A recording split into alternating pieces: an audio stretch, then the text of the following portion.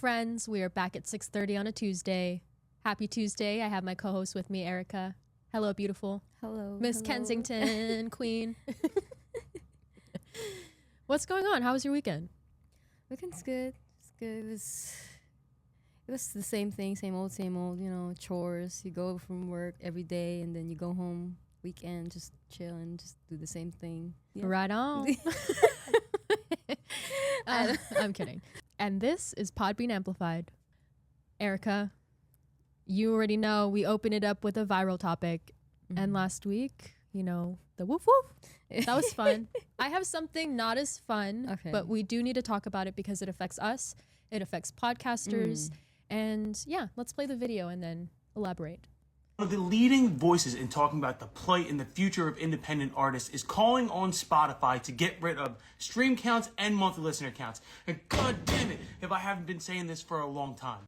There are so many reasons that this is important and valid, but number one, why are play counts even out there other than being like a digital dick measuring contest? I don't understand it. Number one, because as we know, it is incredibly easy to lie and fake streams.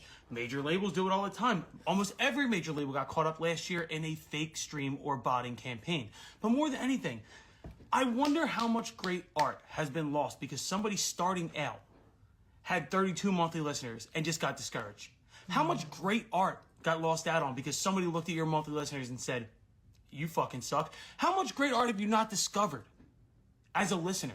Because you saw the stream count that somebody had and you thought, I don't even know why I'm listening to this. It's pointless. This is so goddamn important. And thank you to Russ for saying something. Spotify, get rid of the monthly listeners and stream counts. The point of this is that I read an article from Pod News. We get a lot of updates from a couple of different Pod News places. This one happens to be called Pod News. Yeah. Pod News, podcasting news. Basically, they were saying that there was bad reactions from creators on Spotify because of their plays. What do you think about that? It's also because I feel like a lot of people are thinking of it that way because of numbers. People are obsessed with, how many views I got, how many listens I've gotten. It's just, it kind of rewired people's brains to thinking like more views is like, that's better. And that's a lot of like taking a lot of people getting discouraged for like starting out to create like what he's saying in the video. And it sucks because it's like Spotify should just let it as is. You know what I mean? This create from passion instead of seeing numbers as like a reassurance for you. You know what I mean? I'm not sure if I'm explaining it right, but like, yeah. No, I think the original catalyst of this would be TikTok. I mean, you look at it, it's so number forward. You see the views. It was probably one of the first platforms to really have like front-facing viewer count while also accumulating all the likes that you have ever received, and they put it up there for what? Because they want you to seem more important. And I kind of agree with the aspect, like, why would you even have the play counts? Because they don't really matter. I think Spotify was trying to limit it with all the bots. Popular artists like to blow up their streams. That's why once an album drops, they got 1 million streams, and it's like, it's been 1 second. Like, I see what you mean. And so with Spotify, it was taking the play count into effect of when you push play and you watch it all the way through. So if you pause it and come back to it, it still counts as one play. You have to watch it all the way through. And then if, it's more of reach. It's talking about reach. How many people are you reaching? Instead of being so pumped up by the bots. Whereas like if you're only reaching 10,000 people that first day, but the bots, tell you reach 100,000, now that's pushing you to like discover this or top trending. And it goes hand in hand, but really from the creator aspect, I think that it's a little too vain. We're a numbers game now, and it's like, oh, well, she has more followers than me. Bull. I'm sorry. You can have more followers than me, but I promise you your content will not be better, And that's the mindset that some people need to have is be so true to who you are and your niche and your content, and you have to have that love. You have to have that passion. All of these creators are probably the most creative minds in the music world are being stifled because they only get 10 listeners, and then they're being flooded by, you know, TikTok stars, Addison Rae, Tate McRae, Lil Huddy, what's his name? The YouTube guy. Oh, the YouTube guy that sings Ordinary. These people are all blowing up because their online presence is streamlined all across the board.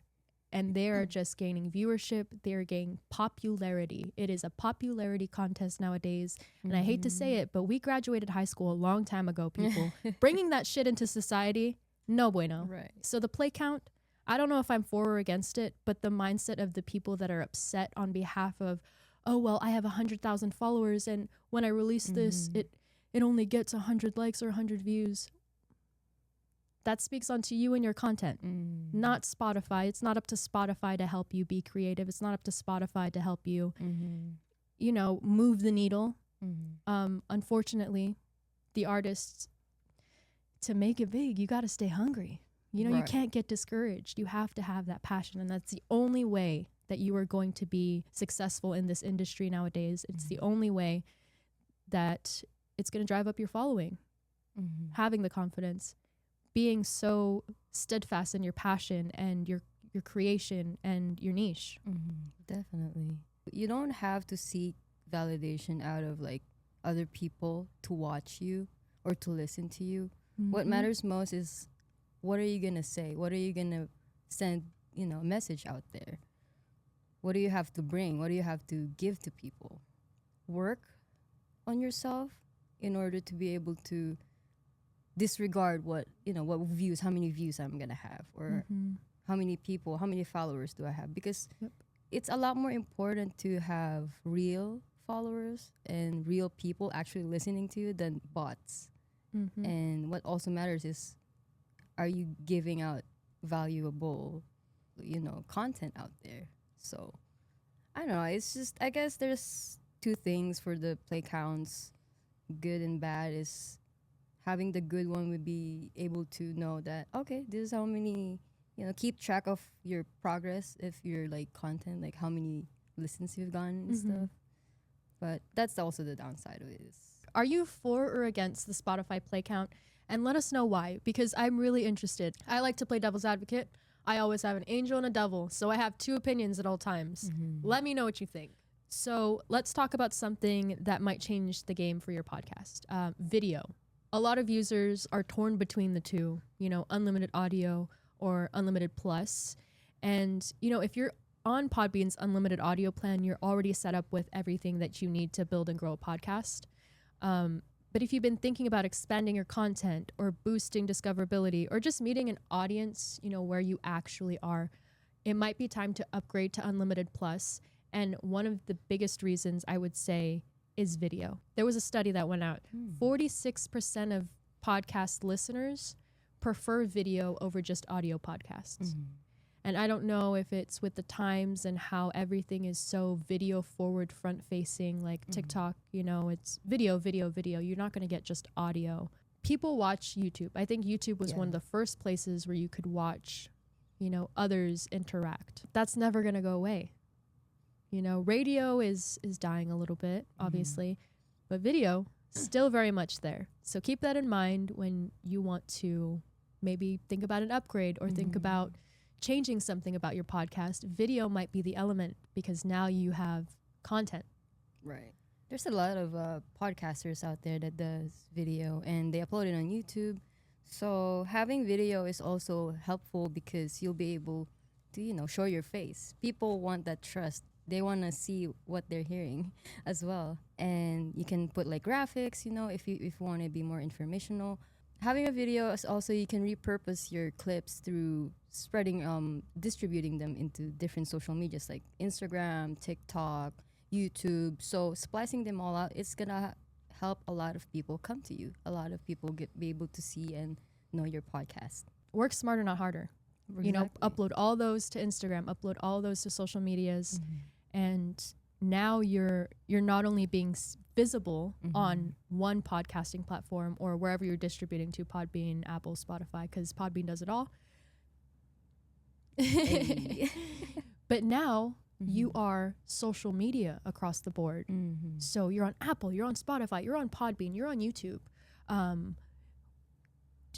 Instagram, TikTok, LinkedIn, Facebook, like Everything. at least 9 different ways that I've listed that you can be visible to somebody. And that is a potential listener. That is a potential follower. That is a potential supporter, or somebody could even be your freaking best friend. Right. You know? And so give yourself the opportunity, give yourself the chance, and connection. That's what we're lacking nowadays, you know, the human connection. If I'm doing an audio podcast, I could say, give me a line. A line? Hi, it's Shae. Welcome to Podbean Amplified. I am so excited for this episode today. Take that and then, hi, this is Shae. Welcome to Podbean Amplified. I'm so excited for this season today. You know, it kind of sounds the same, but you can mask it. And so there's a level of comfortability. There's a wall that comes down. There's vulnerability in seeing what I mean and meaning what I say. And you can look at my body language. If she's not excited about it, Exactly. you know, you can be fake behind the camera. Yep. You can hide behind a camera. And you could lose social media without a camera. So There you go. keep that in mind. Visibility, people. Podbean Amplified, giving you the details. But obviously, if you want to check out our different, you know, plans, definitely go to podbean.com. You can contact, you know, support@podbean.com, and we can give you the rundown. We can answer any questions. Or we also have our live webinar Wednesday. Was it May 27th at 5:30? So there are a lot of different avenues that we give you, and we hope that you take what we say seriously. We're not just trying to pump and dump all this information. There's value, there's knowledge to this. I mean what I say, and I say what I mean. And now, for my favorite segment, obviously, picking the brains of influential creators, podcasters, media people, tech people, anyone in the podcasting industry, really. I'm super excited. We have voice actor, comedian, producer, writer. He does everything. But instead of me telling you, I would love to introduce him and let him speak for himself. Mr. Jeff Leach. Hello. Thanks so much for having me on. It's a pleasure to be here. Welcome. How are you doing? I'm doing really well. Yeah, very well today, actually. Thank you. Working on a number of creative things that are infusing me with daily excitement. My personal life is great. So yeah, what more can you want? And it's sunny outside. I mean, it's a perfect life. Just like the last episode, mind, body, soul, Jeff Leach has it. Check, check, check. He's good in the hood. Genuinely, you know, that is a daily focus. That is an ongoing, it's a focus for my entire life, and my entire existence has become more and more important as, you know, the years have started to weather me away a little bit. I realize if you don't have those three, that trifecta of comfort and security and safety in your life, then really things start to fall apart. So Absolutely. And so, obviously, you're a writer, you're a comedian, you wrote your own comedian, like your own special on YouTube. Go check it out on YouTube. It is phenomenal. Obviously. Oh, you're very sweet. Thank you. I Thank don't you. view it that way. I don't view it that way. I think, you Humble, know, it's the job of an artist. No, I mean, well, hopefully, yeah, you should be humble and you should be modest. But I really like that piece. You know, I started working on that 3 years ago, and it came out a couple of years ago, or I released it on YouTube a couple of years ago. It's done well. It's had a few 100,000 views, which is nice. But it's when I watch it back now, it's quite self-indulgent at places. The stand-up is solid. All of the individual segments are very solid. You know, I tried to do something quite unique with my comedy spectacular. I called it a comedy spectacular rather than a comedy special, because comedy special is a very identikit now.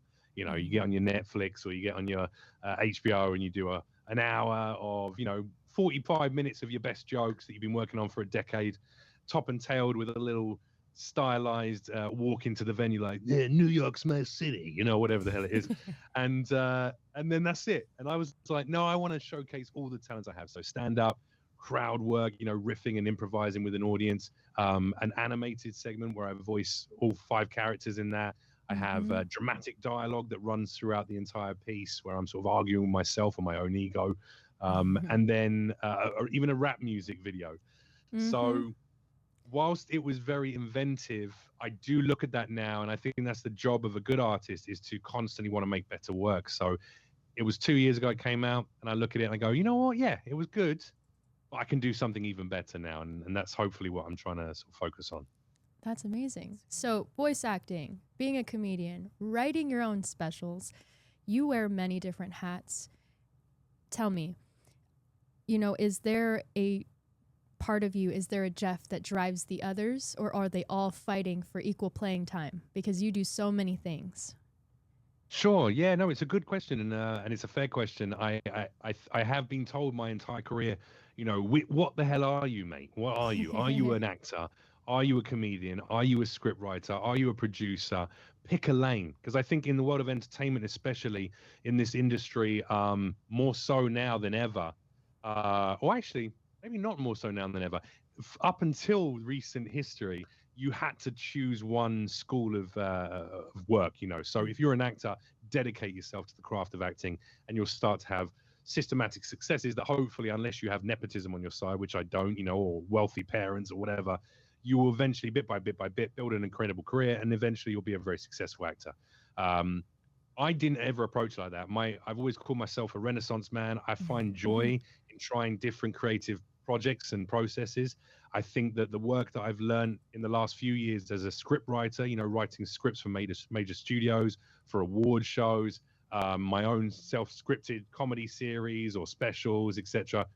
That's given me more skill now on the direction and producing side as well, because now I understand what needs to be in a script to be able to make a production run smoothly. So I think all these skills are interchangeable. Even in the world of stand-up, there's different types of stand-up. There's a stand-up who gets up and does their 15 to 45 minute show as a headliner, and there's a stand-up who knows how to host a show and to bring the whole audience in. There's stand-ups who excel in the world of crowd work, and there's stand-ups who do a very written script and they have lots of act outs and characters.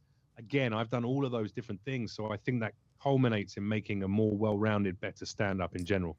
I will say this, acting has always been my number one passion since I was a child. I always wanted to be an actor. That's all I've ever really wanted to do. And everything else has come through that or off the back of that.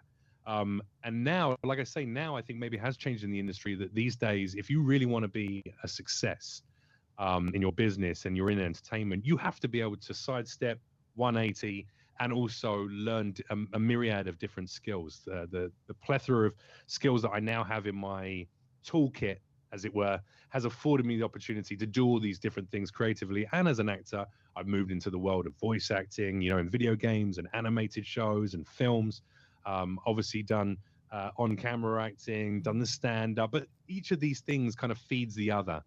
And in a time when AI is replacing so many of the jobs in the world of entertainment, including our jobs. I mean, there are AI-generated hosts now, influencers, actors. It's insane to think, but we've gotten rid of all the fun things that humans could do. We've given those to AI, and all the shit that we don't want to do is still being done by humans, which is insane. So it's important to be able to 180 and sidestep if you need to creatively. But yes, acting is and always has been my main passion. But without the joy of script writing and learning that, I wouldn't be a better actor. I wouldn't know how to form dialogue better and to really inhabit a character. And my writing has afforded me a chance to do that. The production side has afforded me the opportunity to create projects for myself that I can be the lead in, and build my own career. And I think that power is very important as well. I love that. No, you're definitely 100% correct in being multifaceted and being able to bend and maneuver where you're needed. I mean, there's so many actors out there that don't know the game past acting, whereas the ins and the outs, and maybe that could help you in the long run where you can bring a creative side or bring that extra piece that somebody else may be missing. I see it like the way you were explaining it, I see it like a video game. When you're picking your character and then you see like that person has 10 strength or 10 agility, whereas Jeff is slowly building all of them up, and eventually they're only going to be a one trick Sally. You got Jeff, who's maxed every single video production, comedian, voice acting, actual acting. And so I admire that, and I love that. It also helps on a production across the board when I'm dealing with different people in the crew. For instance, I'm shooting a film at the end of this year, and I'm self funding it. I'm collating the team. I'm writing the script with another writer. In fact, it's the author of the original origin story. It was a novel series, and it's a very big project for a very very big franchise that everyone will know once it comes out. So I'm very excited about That's this. interesting. But for that, even when I'm dealing with the illustrator, there's an illustrator working on it who's going to be doing some illustrations that will appear, that will be superimposed by our VFX team and stuff. I know the lingo now because I've worked some of those things or developed some of those skills myself. I'm able to talk to this guy on a level, and also I know where to price it, and it helps in those things, you know. Also on another side, I was just dealing with someone recently, and the producer and I were discussing their behavior. They weren't very professional. This person, the other producer and I had a chat about it, and they reminded me. They said, "Look, you know, you've made the coffee, you've gone and run and got the sandwiches at lunch. You've worked your way up this industry, bit by bit by bit." And for people who walk into a role because of nepotism or wealth or whatever, the opportunity came their way, and never had the chance to learn all those building block facets of the industry, they will make mistakes. They will upset people. They will come off without that humility that you know you mentioned at the beginning, and that can have a negative impact on your career as in terms of its longevity. Whereas you know I've made mistakes, of course, over the course of my career, but I hope that I've learned from each of those, and also by doing the lowliest jobs in the industry, I now appreciate the opportunities. I'm really deeply grateful for every single opportunity I have, which I think a lot of people from in the industry don't necessarily have, you know. You've done numerous voice acting jobs from Ghost in Call of Duty Modern Warfare to Record of Ragnarok as Jack the Ripper.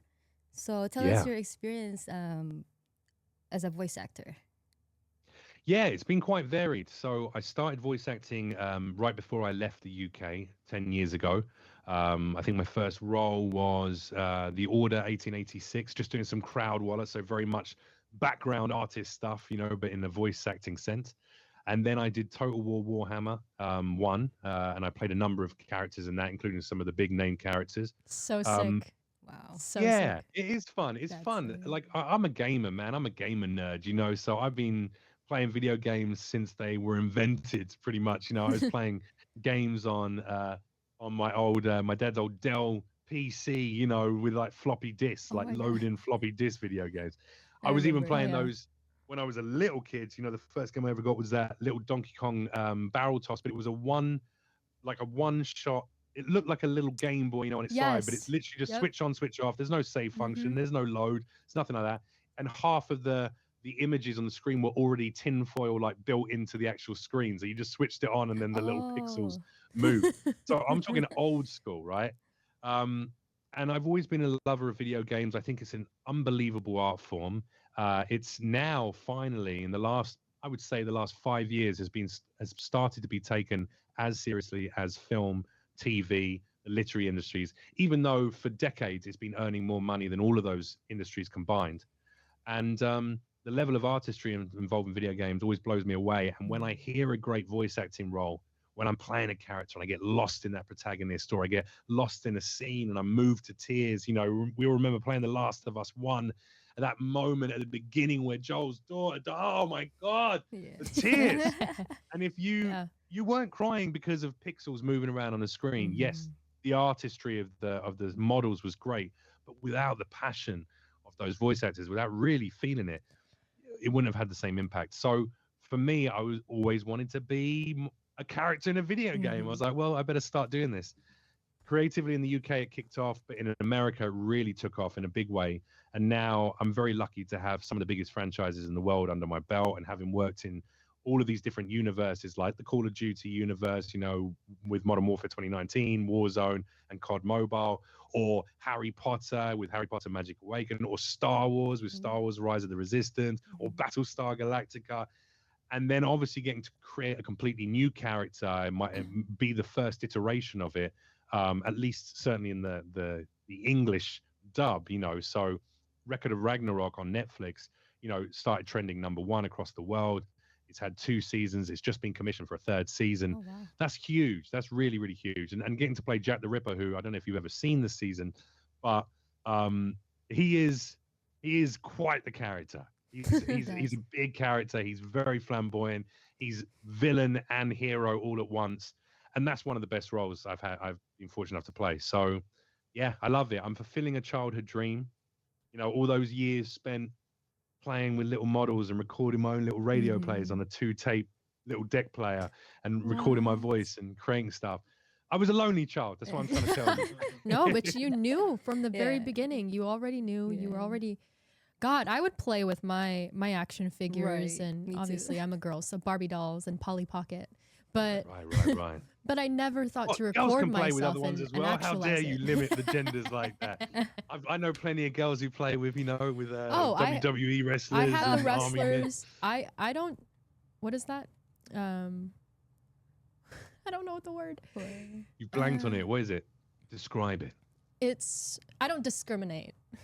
You don't I discriminate. had the There you go, action yeah. figures. I You're had an the equal Power Rangers. opportunity. Oh, I had the action figure. Trolls dolls.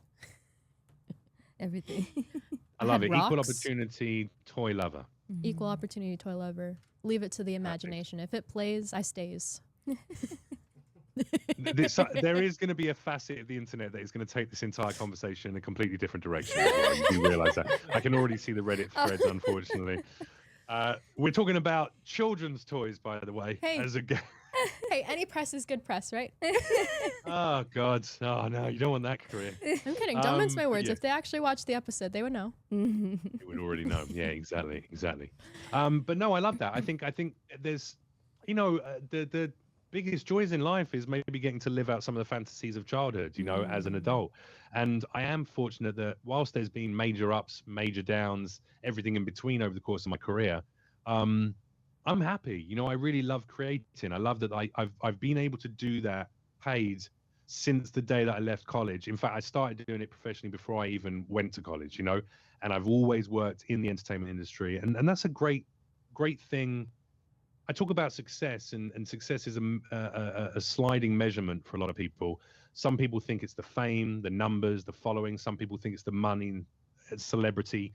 For me, it's the fact that I have never had to get a normal job since I was 18 and left high school.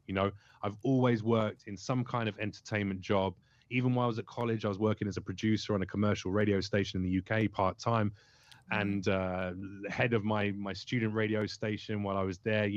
So I was always doing creative things. And I think that, to me, is success. I've had 2 decades of paying my bills, keeping a roof over my head with acting, comedy, writing, producing, and that to me is success. And I believe that I will be sitting here on another podcast. Well, we won't have podcasts in the future. We'll all be flying around in spaceships. It'll be uploaded directly to your mind through Neuralink. But For when sure. I'm 80 years old, I'll be talking about the fact that I'm still doing it, still creating. And what a beautiful way to live your life. That really is a childhood dream manifested. That That's is really cool to incredible. think about. Yeah. I mean, obviously, one day we're going to have to retire, but your field of work allows you to create forever. And that's beautiful. Yeah. I mean, obviously, if you're a construction laborer, there's probably a cutoff point where your body just can't do what you need it to do for the job. But I mean, using my voice and creating characters, it hopefully is something. As long as I'm compos mentis, which I don't even drink now, so I'm so boring. I feel like my body should stand the test of time. So obviously we talked about your special, and I watched it and I absolutely loved it, mainly because you're so funny, but you're also, it ties into a little bit of introspective work where you have a lot of self-reflecting and self-talk. And it's very interesting, always trying to be the best version of yourself and learning and being a sponge, truly, is what you've portrayed. So from giving back to volunteering in charities and being an advocate and a voice for people who may not have as much of a voice as you do, how do you keep yourself balanced? Like, how do you take care of yourself? Do you find comfort in routine? Do you take vacation? Like, how does Jeff take care of Jeff? Because you do so much. Well, first of all, thank you very much. I appreciate the kind words on the special. And despite my little protestation at the beginning of this podcast saying that I can create better, you should always try and create better. But I am Absolutely. proud of it. It is a good special, good spectacular. It shows a range. And I'm very glad that you enjoyed it. It was deeply personal, as I was creating that. And this, I mentioned it at the very end. You see a little bit in the back and forth between me and my own ego. But I lost my best friend during the shooting and creation of that. My best friend Pete unfortunately took his own life after a kind of a 2-year heavy battle with mental health issues. But the last year, I kind of talked him off a ledge from taking his own life a year earlier, and thought that we were getting to a place where he was a lot happier. And then a year later, he unfortunately succumbed to that mental health issue. And then 3 weeks after that, my dad died from his late stage alcoholism, which as a recovered, I like to believe, but we're always in recovery. But as 6 years of having sobriety, and not touching a drop of alcohol, it was very hard to lose my best friend to mental health issues that I myself had navigated, and lose my dad to alcoholism, which I myself had navigated. But I do believe that there has to be something that comes out of those impactful moments in life, the hardest moments of grief, loss, depression. If it just becomes an excuse for not fulfilling your own dreams, successes, goals, ambitions, and instead becomes an excuse for, well, I'm in this rut because the world's against me. I'm in this place because this happened or that happened, and it was too hard for me to move forward. Then you're basically damning yourself to a very slow and gradual demise yourself. After doing therapy for 5-6 years now professionally, I speak to my therapist every single week. Great guy, Mike Feldler, Professor Mike Feldler. Can't shout him out enough. He's an incredible guy. In fact, we're doing a podcast, a therapeutic podcast that's going to be coming out at some point soon. Amazing. On a new channel, completely free. Everything on that channel will be free. It's called An Evolution of Man. And that is a big way that I keep myself balanced, by the way, to actually answer your question, is balance in terms of as there's more things in my life that I am grateful for, as I enjoy more successes, as I enjoy greater collaborations, as I get to create better art with better artists, as I find more financial security, as I have a new relationship that fulfills me and keeps me in love and balanced, I believe that you need to do an equal amount in giving back. That's what I've realized. It's all balance, as you mentioned. Mm-hmm. So, even the death of my best friend and my dad in the space of 3 weeks, yeah, that sucks. Yeah, I really questioned my own place on this planet a lot during that time, and I was in a really bad place. But I also realized, let me create some art that hopefully changes people. If people are struggling with depression or with addiction, how can I have an impact on them with the things that I do and the things that I say and the man that I am, the identity that I am? So it has become very important to me. I mean, I'm wearing my little Veteran Social Club t-shirt today, but I started doing a lot of work after my Call of Duty work. I started doing a lot of work with the US Vets, and now I'm fully partnered with the US Vets Las Vegas. I just did an event for them last weekend, actually. The run I saw, it was so cool. Yeah, it was fun. So I got to host their event, and then I also took part in the sprint, and I raised a few $1,000s for the charity, and I think we raised $88,000 that day alone. And that's to end veteran homelessness. The charity stuff is one side of it. I'm not going to sit here and list out all my charity work because that would be that would be antithetical to the humble nature. But I use that as an example of if something has benefited me. So my role as Ghost gave me a whole new fan base, gave me an exciting place to create this character, gave me some opportunity. It was important for me to give back to a community of people who are quite often overlooked, are not funded as to the degree that they should be, and endure a huge amount of problems, both mental health, homelessness, drug addiction, PTSD issues, etc. So I try and do that in every aspect of my life. That's how I find balance. That's how I keep myself grounded and centered. And then also, I speak to my therapist once a week. I go to AA meetings. I've started leading meetings and speaking at meetings as well, because that appears to have been of benefit to a number of people, sharing your story, especially from the standpoint of someone who has navigated their addiction to the point where now I'm flourishing. I think that can be very inspiring for people who might be in their first day of sobriety.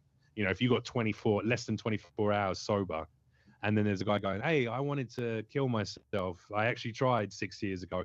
And now I'm living a beautiful life for which I'm incredibly grateful. And the program has been part of that journey.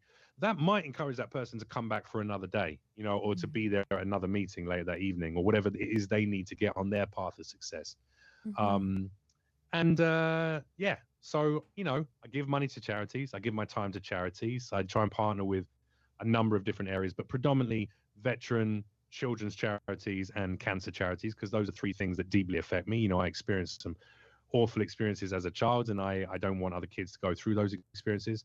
My mum and my dad both had cancer, and a number of other people in my family, and obviously veteran community is incredibly important to me, and I hold a number of them very close and personal friends now, which is beautiful. So yeah. Well, we could talk and pick your brain for hours. We appreciate your time. We would love for you to shout yourself out, tell us things that you have going on, things you look forward to, and ways that the listeners and we at Podbean can support you. So first things are my socials are at Jeff Leach. That's JEFFLEACH on everything. TikTok, come and say hello there. I post funny videos over there. There's plenty for you to look at. Instagram, Facebook gaming, all of that stuff. I've got Jeff Leach on everything.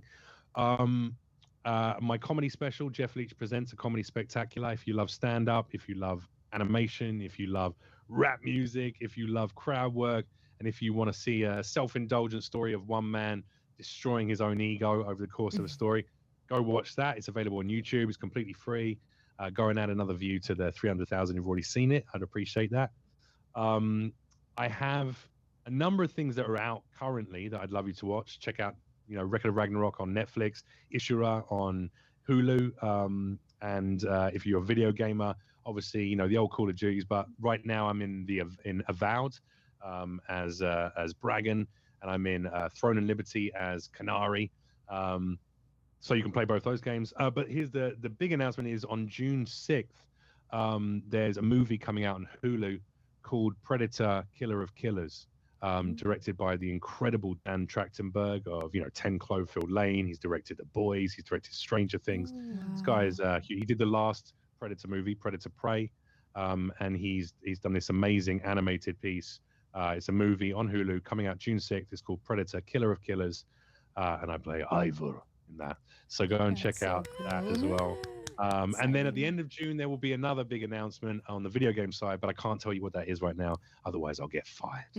So It's all right. It's all right. We got the exclusive. You follow my socials. It's pretty exciting. I'm pretty stoked about it. It's one of my biggest jobs to date. So I'm very excited about that. That is really cool. Exciting. So amazing. Well, and stand up. Come and see me do stand up. Sorry, I should have plugged that first. That's like what I do most of the time. JeffreyLeach.com. JeffreyLeach.com. All my dates are up there. I'll be in Vegas. I'm coming to Phoenix, Arizona this weekend. I'll be in Vegas in July and August, headlining at the Comedy Cellar for a week, and then headlining at the Brad Garrett's Comedy Club for a week. So come and check me out. Yeah, there you go. I'll see you when I'm there. We'll get together and play a bit more mini golf. Improve my swing. Heck yeah. We could probably check out the other golf spot that you wanted to check out. Yeah. Absolutely. Yeah, you can go and kick my ass over there as well. Barely. I mean, you were clearly at the top. You absolutely decimated, which as a professional golfer, I expected that, so you held up.